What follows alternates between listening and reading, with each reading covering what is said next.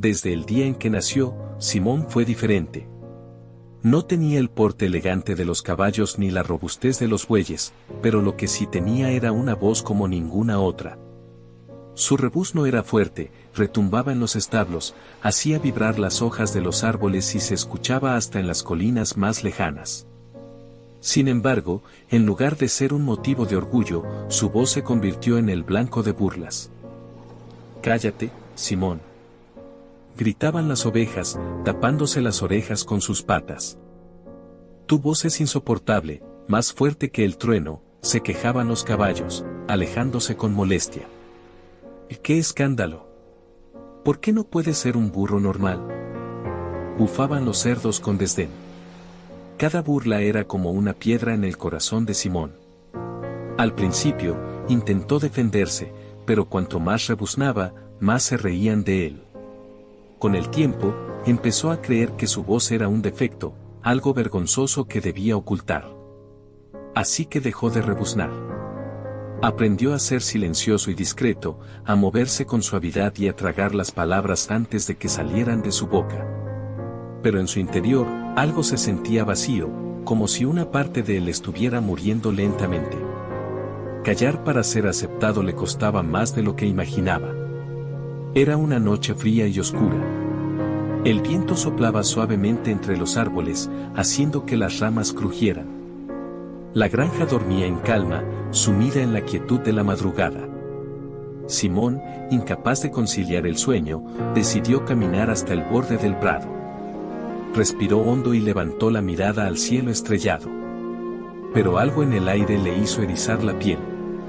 Un olor extraño. Un sonido entre los arbustos. Se quedó inmóvil, tratando de escuchar. Entonces, vio sombras moviéndose en la maleza. No eran ovejas ni perros. Eran zorros hambrientos, sigilosos y con los ojos brillando en la oscuridad.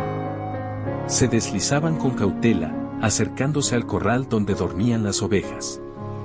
El peligro era inminente. Simón entró en pánico. ¿Qué podía hacer? Su primer instinto fue correr a la casa del granjero, pero no llegaría a tiempo. Quiso relinchar para alertar a los demás, pero recordó las burlas.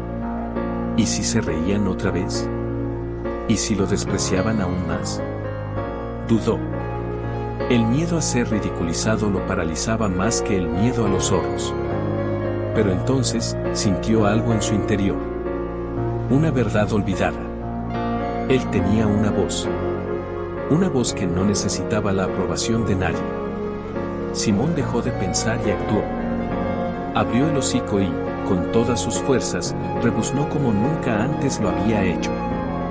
El sonido fue ensordecedor, un estruendo que retumbó en toda la granja. Las hojas de los árboles temblaron, los animales despertaron sobresaltados, y los zorros salieron huyendo despavoridos. El pánico se apoderó de los depredadores. Para ellos, aquel rugido no era de un simple burro. Parecía el grito de una bestia enorme, algo demasiado aterrador para enfrentarlo. En cuestión de segundos, desaparecieron en la oscuridad. La granja cobró vida. Las ovejas balaban nerviosas, los caballos relinchaban y el granjero salió corriendo con una linterna en la mano. ¿Qué está pasando aquí?, preguntó con voz firme. Fue entonces cuando todos vieron a Simón, parado en medio del campo, con el pecho inflado de orgullo y los ojos brillantes. «Simón nos salvó», susurró una oveja, todavía temblorosa.